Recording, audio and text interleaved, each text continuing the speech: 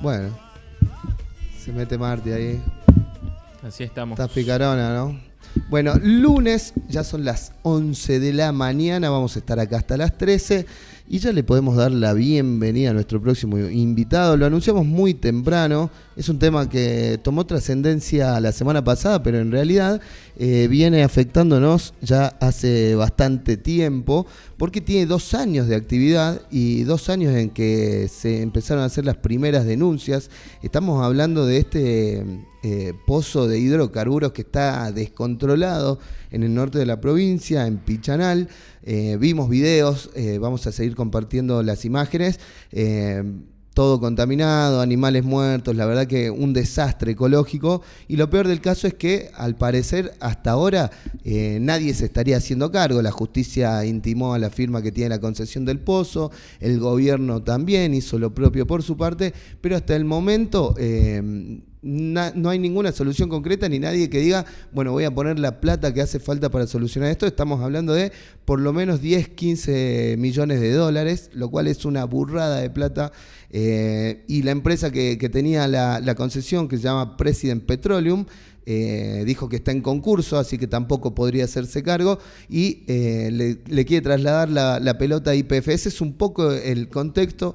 Pero para profundizar, como nos gusta a nosotros en estos temas que son delicados, hemos invitado a Enrique Derlindati, doctor en biología, profesor de la UNSA y alguien que conoce el tema. ¿Qué tal? Bienvenido, ¿cómo estás? Hola, ¿cómo estás? ¿Todo bien? Todo bien, por suerte bien. ¿Qué me decís de esto?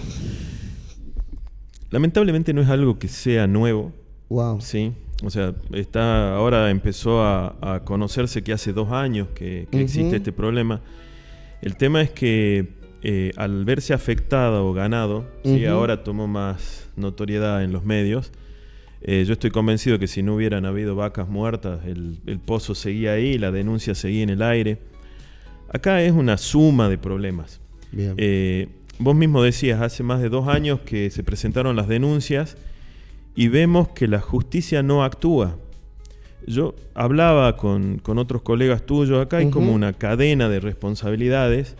Obviamente la responsabilidad de la empresa al no hacer un cierre correcto del pozo, pero también tenemos problemas desde lo ejecutivo, en donde hay un ministerio de producción que va lento. O sea, yo no digo que no actúe, pero claramente las acciones tienen que ser mucho más rápidas e inmediatas ante estos casos. Una legislación que varias veces, yo ya lo dije en distintos lugares, viene atrasada 30 años. Tenemos una ley ambiental muy buena, pero es del 2001. Wow. ¿Sí? Y muchos de los artículos de esa ley no están reglamentados todavía. Entonces hace falta que el Poder Legislativo se ponga las pilas, revise la ley, actualice, sobre todo cuestiones que tienen que ver con lo ambiental. La situación ambiental, no solo en la provincia, sino en el mundo, no es la misma que hace 20 años, más de 20 años, estamos hablando de 24 años. Sí. Y después un poder judicial que suele ser lento, en todos los casos, ¿sí? No solo en los casos ambientales. Reconocemos que la justicia siempre sobre todo llega medio cuando tarde. hay que avanzar contra gente del poder o gente con mucha plata o empresas muy grandes. El tema es ese también, o sea, es una empresa que tiene una responsabilidad, alguien hizo eso, debería hacerse cargo del cierre, ahora se está discutiendo quién se va a hacer cargo del cierre. La realidad es que es muy probable, ojalá que no sea así, pero que terminemos siendo nosotros como Estado, o sea, todos los contribuyentes pagando el cierre de un pozo mal cerrado. Con la nuestra. Con la nuestra. Con la nuestra. Y más allá del daño ambiental, porque ahora se habla del monto, ¿sí? Se habla de 15 millones de dólares, que es una burrada de plata, pero el tema es que no se habla del costo ambiental. 15 millones de dólares va a salir, si es que es el monto, cerrar el pozo de una manera correcta. Ahora, la restauración y remediación de todo el sistema que se vio afectado por estos 2 años de pérdida de gas, de líquido. Lo que sale no creo que sea petróleo, en general lo que sale es agua, pero es agua salada asociada a los pozos de petróleo.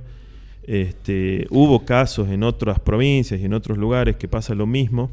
A nosotros restaurar eso que lo correcto era decirle hidrocarburos, porque ahí entraba los derivados que puedan ser, sea el gas, sea...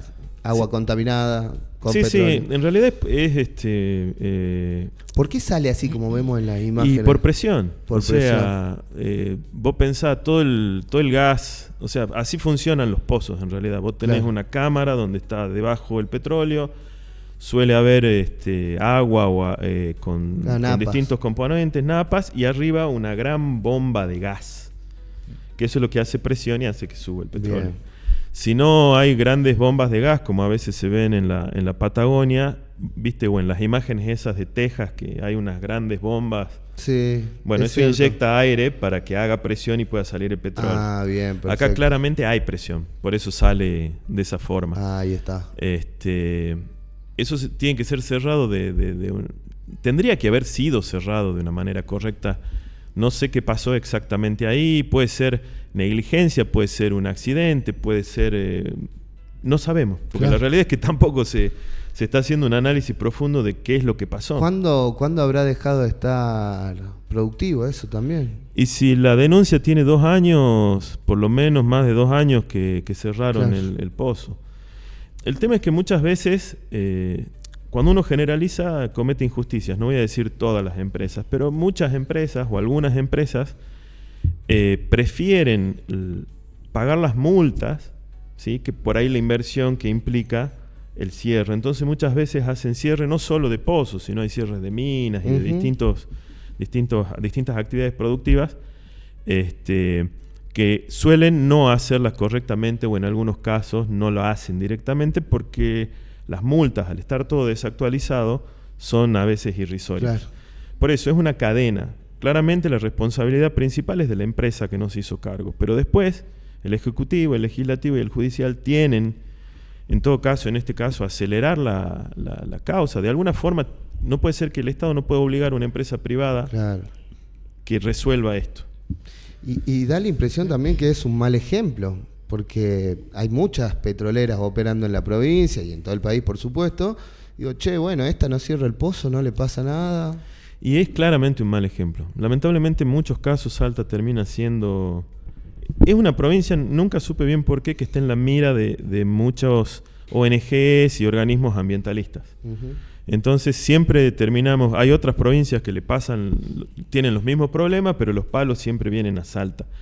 Y ya que vienen a Salta, pongámonos la pila... Estás hablando de Greenpeace, por ejemplo. Por ejemplo, ¿sí? Una muy conocida es Greenpeace, pero no es la única. No. Hay varias, pero Greenpeace tiene un ensañamiento particular con Salta. Sí, y en La Pampa no queda un ombú.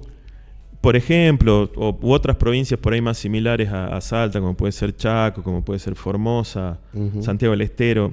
Es raro que no Santiago sean tan... impresionante el de hecho, insistan tanto como con Salta. Santiago del Estero superó en producción de soja y en ganadería Salta. Sí, o sea, para tener una dimensión de todo lo que desmontó. Pero sabiendo eso, ya sabemos que estamos en la mira de algunas organizaciones internacionales, bueno, pongámonos las pilas. Y ahí también, cuando digo cadena de responsabilidades, también la sociedad tenemos que, nosotros como sociedad, asumir nuestra responsabilidad. Porque si no nos interesan estos temas, o si no estamos preocupados por exigirle a las autoridades que nos representan temas ambientales, también tenemos responsabilidad. Esto saltó ahora, como te digo, porque murió ganado, pero claramente hace 2 años. Las imágenes son impactantes. Pero eso seguramente está así hace más de 1 año. Sí, ¿y eso se puede prender fuego? La verdad no sé si el gas que está saliendo es metano, y sí, se puede prender fuego. Si vos acercás se prende fuego. Hace muchos años atrás, yo que tengo unos cuantos encima, vos pasabas por lumbreras sí. Y ahí se quemaba el gas. ¿Viste? Había una antorcha, porque muchas veces ese gas no se podía aprovechar, y para evitar el riesgo de un accidente había una ignición controlada. En el sur, en la Patagonia, también se ven esas torres donde queman el gas. O sea que sí, claramente puede haber, ojalá que no, sería un problema más a todo esto, porque son difíciles de apagar los incendios de hidrocarburos, que no haya un fuego, esperemos que no. Pero bueno, lo bueno es que se ponen en agenda temas como y leía también que probablemente haya muchos más pozos, y si nos ponemos a buscar, seguro que encontramos uno que otro pozo. Es cierto, dijeron que eran más de uno. Sí. En Jujuy hay pozos que están En el caso de Jujuy, vierten crudo directamente a algunos arroyos. Wow. O sea, problemas con cierre de pozo. Yo conozco también en Bolivia, estuve en la zona de Villamonte. Villamonte, sí. También, Pilcomayo, zona Río. petrolera, también tienen problemas. O sea, no es algo que sea poco frecuente. Es como inherente a la actividad, podríamos decir. Y no debería serlo. No debería serlo. ¿Sí? Ocurre, no debería ocurrir. Esto llama mucho la atención porque además es muy llamativo cómo sale el gas. Claro.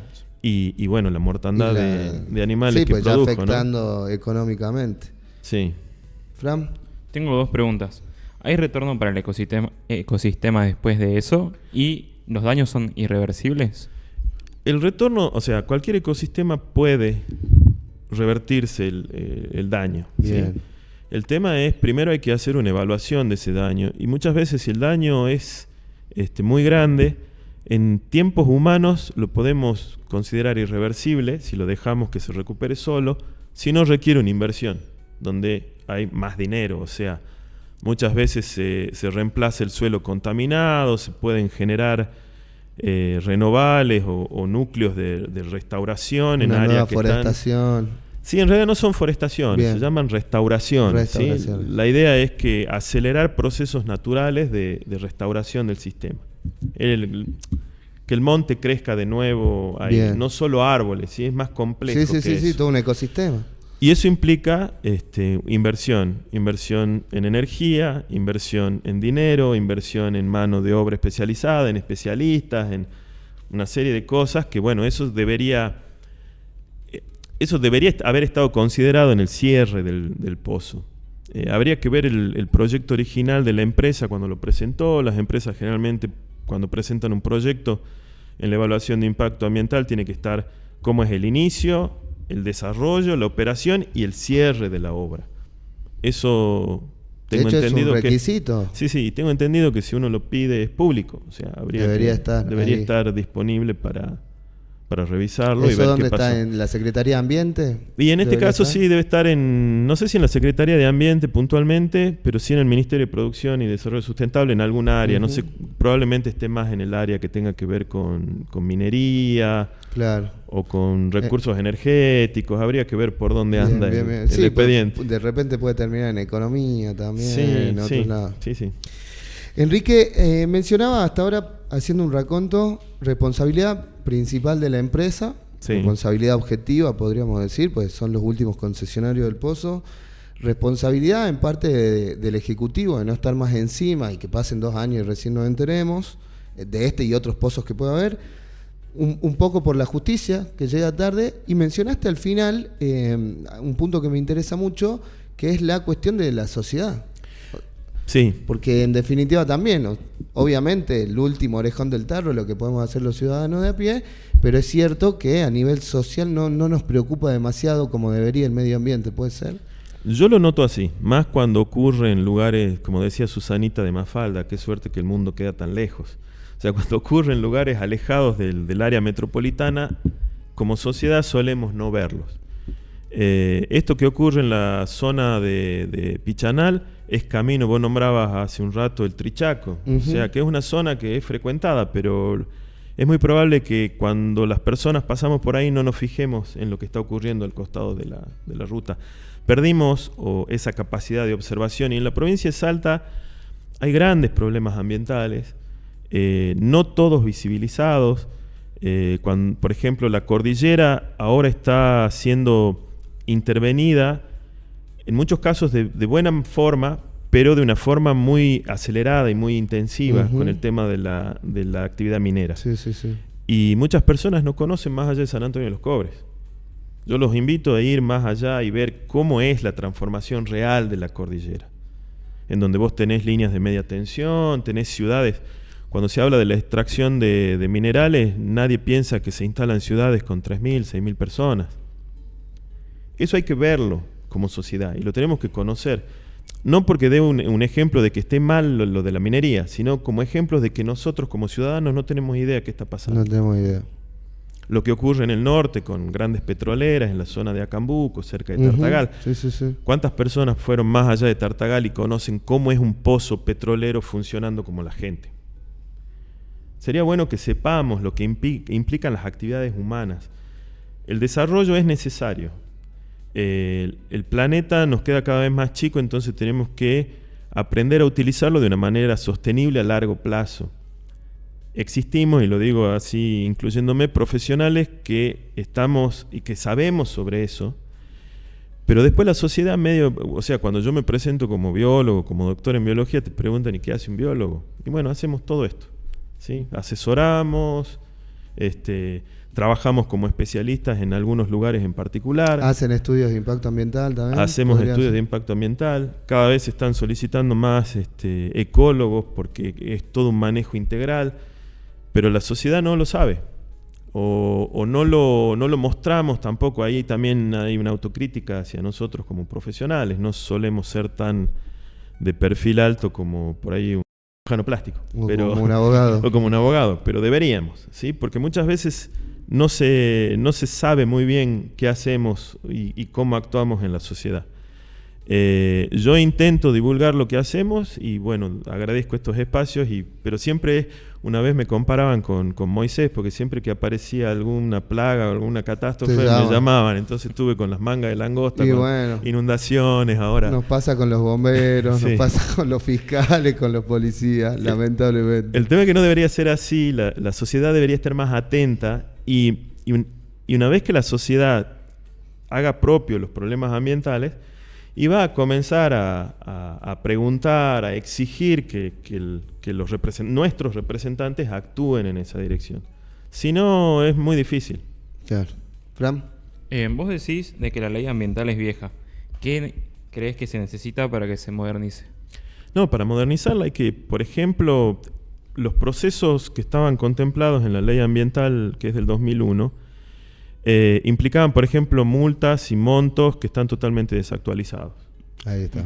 Después tenés problemas que en ese momento no eran graves. El tema para dar otros ejemplos, el tema de las urbanizaciones en ambientes naturales no estaban contemplados en la ley. Y ahora es muy común que tengas grandes urbanizaciones en sistemas que antes eran completamente silvestres. Eso habría que actualizarlo. Después surgen todas estas discusiones con el tema de los country, los barrios abiertos, y no sé qué más, y la ley es muy floja en ese sentido.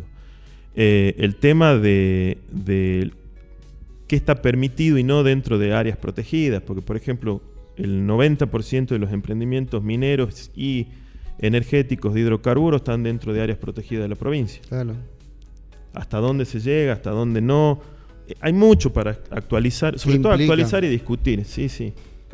Lo de las multas me llama la atención, ¿no? Pienso en esta empresa, quizás le es más barato pagar una multa que tapar el pozo. Sí, las multas están definidas creo que por litros de nafta, una cosa así, pero con valores que están totalmente desactualizados. Igual, primero, los tiempos también, ante un problema tan grave deberían acortarse los tiempos, porque primero hay que ver si el daño es grave, es mediano, hay todo un proceso de evaluación y recién se aconseja la multa. O sea, es un proceso larguísimo y eso sigue tirando gas. Hay preguntas en el chat de YouTube. ¿La zona afectada es solo donde pasó el derrame o se extiende por más territorio por los gases? Decían que era peligroso para humanos. ¿Puede ser peligroso para seres humanos? Y si estás viendo morir vacas y otros mamíferos, nosotros somos mamíferos y animales, sí, es peligroso. Wow. Bueno, ¿qué necesita la ley para modernizarse? Ya lo hablamos, además de voluntad política, clave.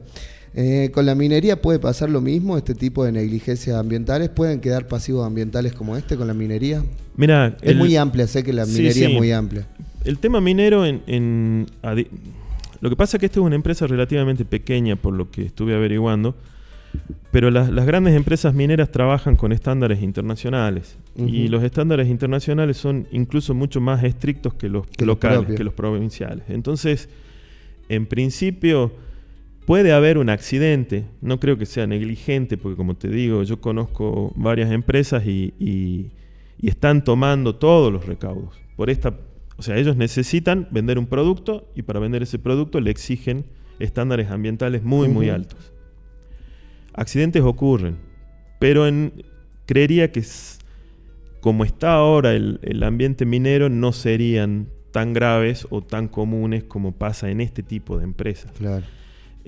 No estamos hablando de empresas grandes como la que está cerca de Tartagal. Esto claramente fue una exploración muy pequeña, porque vos ves las instalaciones hasta son bastante precarias. Sí, es cierto. Eso también es otra. ¿Qué tipo de empresas estamos dispuestos a aceptar en la provincia? Si vemos, a ver, si uno hace un análisis... Unos aventureros. Sí, no seamos tan fáciles, por llamarlo de alguna forma. Bien, otra, bueno, esto tiene que ver con la UNSA. ¿Hay chicos y chicas que estudian biología en la UNSA? Sí, en la UNSA está la carrera, sí. Pero bueno, la demanda, ¿qué tal? Es alta, es bastante, ¿Sí? es una de las carreras más numerosas en ¿Qué es naturales? En naturales. Vos tenés Naturales. geología, ingeniería en recursos naturales, biología y agronomía. Bien. Y biología es la segunda más poblada. Bien. Bueno, tenemos biólogos entonces. Sí, hay. Y esta también la iba a hacer yo, si no. Hace poco hubo un reordenamiento territorial en la provincia. Bueno, se modificó un poco el reordenamiento y las zonas protegidas, el semáforo, el famoso semáforo, lo hemos tocado acá. ¿Fue perjudicial para la provincia? ¿Cuál es tu opinión? Mira, es un avance. No para la provincia, sino para el medio ambiente. Sí, yo estuve en ese proceso desde la universidad. Ya que se haya revisado y que se haya hecho la revisión, que tardó más de 10 años, porque cada 4 años se tendría que haber hecho, y la última se había hecho en el 2010 y se finalizó el año pasado, ya eso es un avance. Se incorporaron un montón de datos que antes no se habían incorporado. Eso hace que vos tengas muy en claro por qué cada sitio está definido como amarillo, rojo, verde, que son los colores del famoso semáforo. Uh-huh. En lo personal, a mí hay sectores que no me gustó cómo quedó, pero eso es una opinión personal. Eso sí fue un proceso mucho más profesional, criterioso y consensuado que los anteriores. Se argumentó. Sí, está todo. O sea, vos podés, incluso está en la plataforma del Ministerio de Producción, y vos te parás sobre un punto y te va a decir por qué ese punto, esa zona de la provincia es roja, es amarilla o es verde. Ahora eso está en la legislatura, o sea, todavía no se implementó. Uh-huh. Seguimos con la ley anterior, claro. ¿sí? Con el mapa anterior es el que está vigente. Se aprobó a nivel ejecutivo y el proyecto se mandó al legislativo y ahora está ahí hasta que se apruebe como ley. ¿Qué pasa con las tierras que no eran productivas y a partir de ahora empiezan a ser productivas en el sentido de que legalmente pueden ser productivas? Es una renta extraordinaria directa para los propietarios de la tierra, ¿o no? Y sí, el tema es que hay que ser propietario. Sí, hay muchas de las zonas que están todavía en litigio con el tema de reclamos por pueblos originarios, por criollos. Es muy compleja la situación social y de tenencia de la tierra en Salta. Porque hay muchos reclamos muy antiguos. ¿sí? Uh-huh. El Chaco salteño se colonizó y después se vendió con gente adentro. Entonces eso genera conflictos bastante grandes. En ese sentido, la ley sí contempla de que primero se resuelven los problemas esto a nivel tenencia de la tierra y recién una vez resuelto esto se puede avanzar.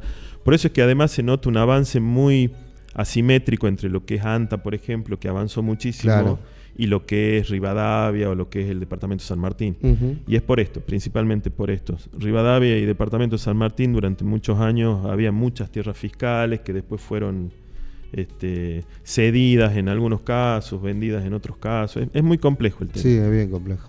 Sí, pero va a producir una renta extraordinaria. Sí. Eso es lo que voy. Sí. Bastantes miles de hectáreas que se van a sumar a producir y alguien las va a poder vender más cara. En definitiva, vuelven al tema, ¿qué va a pasar con ese pozo? Las imágenes son terribles, sigue pasando el tiempo y eso sigue abierto. Bueno, tu predicción es que vamos a morir. Y yo creo, a ver, si lo quieren cerrar pronto, no queda otra que se haga cargo el Estado, que vaya y lo cierre. Lo cual implica, hay que ver si tienen los fondos, hay que ver si tienen los especialistas, si no tienen que contratar especialistas, bueno, es todo un proceso. Y después de eso ver qué se le puede, porque yo leí que la empresa se declaró en quiebra, si se declaró en quiebra estaba en el horno, o sea, no hay a quién sacarle plata. Entonces lo más probable, si es que se le da solución, es que la solución salga del Estado y que como contribuyentes paremos eso. A mí en lo personal no me molesta contribuir con mis impuestos para que se detenga esto. Claro. Sí me parece injusto que siendo responsabilidad de una empresa, terminemos todos nosotros pagando a esa empresa lo que ellos tendrían que haber hecho. ¿Qué pasa si hay más pozos? Esa es y habría mi que pregunta. ver, habría que buscarlos. Porque 15 millones a tapar 10 pozos en vez de uno ya son 150 millones de dólares. Y es toda esa zona es una zona de prospección petrolífera. Claro. Me imagino que estarán controlando. Quiero suponer que están controlando. Ahí deberían actuar todos los organismos de control, no solo ambiente, sino policía, tanto las áreas departamentales como la provincial. Me llama la atención que si hace 2 años que está así, recién ahora haya tomado carácter mediático, y es claramente porque murieron animales. Y porque alguien lo filmó. Sí. Y porque alguien lo filmó y se tomó el trabajo de difundirlo. Sí, se tomó el trabajo de filmarlo después de la muerte los del bichos. ganado. Sí. Enrique, te voy a hacer pasear por otro tema, perdón, ¿no? Pero estamos hablando de las responsabilidades de la empresa, las responsabilidades del Ejecutivo, las responsabilidades de la justicia.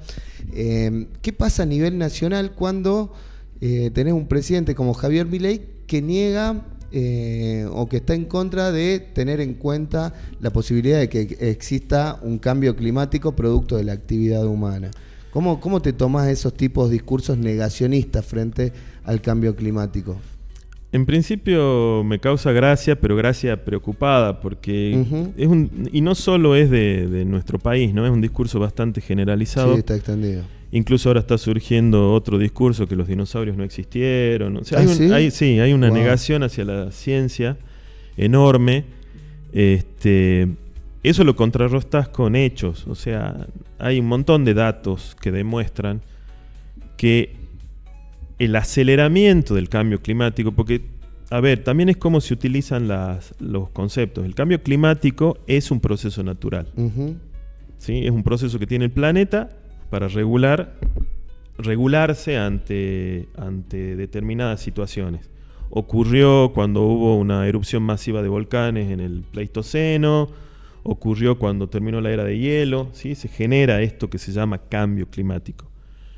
Lo que digamos, las evidencias muestran es que este cambio climático actual se desencadena a partir de la revolución industrial y se acelera en los últimos 50, 60 años por la gran producción de gases de efecto invernadero. El consumo porque eso tiene que ver con el consumo de energía. Los humanos somos adictos, pero mal a la energía. Utilizamos la energía como si fuera gratuita y no lo es. De hecho, vos muchas veces escuchaste que se iba a reemplazar el combustible fósil por parques eólicos o parques solares. Y en realidad lo que se está haciendo es adicionar energía. O sea, no dejamos los combustibles fósiles, no dejamos la energía nuclear, las termoeléctricas, y le sumamos ahora energía eólica, le sumamos energía solar. O sea, la demanda energética que tenemos es monstruosa. Y eso genera un impacto en el planeta, que es el cambio climático, que se genera por 2 situaciones. Una, por el aumento de los gases de invernadero, y otra, por la deforestación. O sea, los organismos que fijan carbono, que son las plantas, los estamos eliminando y aumentamos el gas que aumenta la temperatura. Bien. Unos dicen, bueno, pero acá hace más frío. Es que sí. O sea, es un balance, hay una compensación. El planeta en términos promedios se calienta. Pero eso significa que va a haber lugares que van a ser mucho más calientes. Ya se habla de lugares que van a dejar de ser habitables en la India, en zonas del Oriente Medio, por el aumento de las temperaturas. Bueno, acá también, en América, en la zona ecuatorial. Sí, no, y acá en toda la zona chaqueña también. Exactamente. Entonces, a ver, que lo diga, puede decir, cada uno tiene una opinión. Obviamente el impacto de la opinión de un presidente es mucho mayor que la mía o la de cualquier vecino, pero hay que ser lo suficientemente crítico como para tomarlo así como un dicho y no creerlo en todo caso. Pero toda esta movida anticiencia que comienza desde el 2010 en adelante y que tiene que ver con fake news y con el uso de las redes de manera bastante... Ahí entran los terraplanistas. Y ahí entran los terraplanistas, los antivacunas, etcétera. Que si es una opinión y queda en eso nada más, no pasa nada. Pero cuando estas opiniones se transforman en la base de políticas públicas, estamos en problemas. en problemas graves. Perdón, es que no solamente la opinión, digo, como correlato tenés la de financiación del CONICET. Por ejemplo. Sí, por ejemplo. Y bueno, lo que está pasando ahora con el Garraham. O sea, hay problemas. Por eso te digo, cuando la opinión esta se traslada a una política nacional o provincial, es cuando comenzamos a estar en problemas. Claro. Porque, por ejemplo, es grave que las universidades y el CONICET se desfinancien. Muchos dicen, bueno, pero que vayan al sector privado. Sí, pero el sector privado va a apuntar a sus necesidades, no a las necesidades de la sociedad. Claro. No confundamos eso. Y casi a nivel planeta, el único país que tiene un organismo nacional de investigación que investiga cuestiones que le importan a la sociedad, por eso digo, como sociedad también tenemos responsabilidad, es CONICET. Entonces, hay personas que no saben ni qué es. Uno a veces se pone a charlar sobre CONICET y no saben qué es CONICET. Y CONICET no solo es los ejemplos que dieron de algunos papers muy graciosos, sino desarrollan vacunas, desarrollan tratamientos contra el cáncer, están muy involucrados acá en el NOA, por ejemplo, en el desarrollo de una extracción de litio sustentable, desarrollan energías alternativas, o sea, hay un montón de cosas. A la agroindustria tremendos también, a la sobre economía todo y a la la agroindustria, producción. sobre todo a la agroindustria, trabajan mucho con la agroindustria. ¿Cómo está, perdón, ¿no? Pero ya que tocaste el tema, ¿cómo está la cuestión en Salta? ¿Cómo están los investigadores salteños, el CONICET? ¿Se recortó o no se recortó? A ver, a nivel universidad tenemos el sueldo congelado desde diciembre del 2023. ¿Sí? No hubo aumentos. A nivel CONICET están quizás un poco mejor que en Córdoba o en Buenos Aires, porque acá se paga por zona y ese tipo de cosas. Pero igual son sueldos que están muy por debajo están un poquito por encima de la línea mínima, ¿viste? De la canasta familiar y la línea de pobreza. Estamos un poquito por encima. Pero lo más grave que los salarios es el de financiamiento de los subsidios y los financiamientos de los proyectos de investigación. El equipamiento, el equipo de trabajo. Yo trabajo en Cordillera, en La Puna y en Alta Cordillera, y por ahí escuchaba hablar de lo que es un equipamiento para los bomberos y un equipamiento de alta montaña, anda por ahí nada más. Ah, ¿sí? Claro. Si vos tenés un laboratorio, tenés que sumar que todos por ejemplo, si es un laboratorio de genética, todos los primers y todo el equipamiento es importado, está en dólares, salen millones de pesos, decenas de miles de dólares algunos. Y eso hace que sea muy difícil hacer ciencia. Y más si desfinancian las instituciones, ¿sí? Porque los sueldos lo peleamos, qué sé yo. Claro, pero de última hablábamos con otros profes de la UNSA y nos decían, bueno, lamentablemente tengo compañeros que agarraron el auto y se pusieron a hacer Uber, otro que pegó otro laburo, otro que dejó horas en la universidad y se fue al sector privado. Claro, lo laboral más o menos no te queda otra que acomodarlo. Claro, lo laboral lo acomodás, pero el tema son el equipamiento y las instituciones. Eso. Sin herramientas vos no podés hacer ciencia, entonces ahí está lo grave. Y no la podés, sin laboratorio. Claro, y no la podés costear del bolsillo. Es imposible costear un laboratorio desde el bolsillo. Fran, ¿tenías algunas preguntas vos? Sí, Enrique. ¿Es posible una Salta más ecológica, amigable con el medio ambiente? ¿Y qué tenemos que hacer como sociedad para llegar a ello? Yo pienso la pregunta que esperanzadora. Sí. Yo pienso que sí es posible. Salta todavía, a pesar de todo, los ambientes naturales, tenemos buenos ambientes naturales, los conocemos, la calidad de vida de los salteños está dada por eso.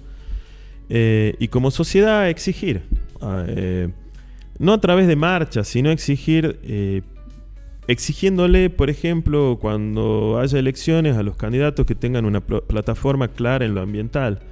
Y después estarle encima para que la sigan. De la misma forma que se exigió leyes que tienen que ver, no sé, con la gratuidad del pasaje de los colectivos para los estudiantes o para los jubilados, para quien sea. Bueno, con ese tipo de movidas, exigir que se revisen las leyes ambientales. Presentar notas en la Secretaría de Ambiente, en el Ministerio de Producción, cuando uno denuncia, porque muchas veces la denuncia mediática o la denuncia a través de redes está buena porque visibiliza el problema, pero no genera una acción. No genera un expediente. No genera un expediente. Acá lo que hay que generar son expedientes. Hay que ir y presentar una nota.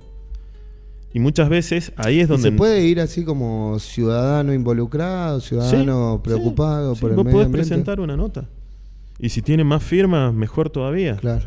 Obviamente, siempre que el caso sea real y que haya la suficiente evidencia. Tampoco inventemos cosas, sin duda. Pero por ejemplo esto... Porque probablemente esta denuncia haya ido a la policía. No sé la historia de cómo fue la denuncia, pero una denuncia en el Ministerio de Producción o una denuncia en la Secretaría de Ambiente es necesaria. Ahí se genera un expediente, tardará lo que tenga que tardar, pero ya comienzan a moverse los papeles. Y muchas veces como ciudadanos nos olvidamos de esa parte. Nos quedamos en la denuncia por los medios, que visibiliza, que está muy bueno en ese sentido, porque generó toda esta discusión. Pero si no hay un expediente de por medio, no pasa nada. Esa es la realidad. Buenísima la nota. No sé si te quedó alguna... Hay un mensajito ahí en YouTube. No sé si lo querés leer o lo leo yo. Sí, el último de Silvia. Bueno, Fernando, buen día. Y Silvia dice, hola, buen día. ¿Qué controles se hacen o quiénes controlan que las personas del lugar no se acerquen y se pongan en riesgo? Me imagino que es una finca privada. Tampoco es que se puede andar cualquiera por ahí. Yo sé que demarcaron el área... Y pidieron que se ponga un alambrado perimetral. No fui, no sé si se hizo. Igual yo no me acercaría. Claro. Ni que me Ninguna paguen. persona en su cabal. En su sano juicio se acercaría a eso. Queda en el criterio y de las personas que estén por ahí cerca. Siempre hay alguno que va a querer una toma de más cerca, pero no, lo mejor es mantenerse alejado. Claramente es peligroso, claramente es tóxico. Y claro, yo veo los bichos, eso, ¿cómo te vas a acercar si ves la vaca pata para arriba? Pero bueno, siempre hay algún despistado que... Alguna audaz. Alguna audaz. Enrique, doctor en Ciencias Biológicas, te agradezco un montón que hayas venido. Te vamos a molestar. Ojalá que no siempre con una plaga. Ojalá que no, sí, podemos transmitir información más divertida. Sí, podemos hacerla al revés la próxima. Enrique Derlindati pasó por Punto Uno. Muchas gracias. No, gracias a ustedes. Vamos a una pausa y enseguida volvemos.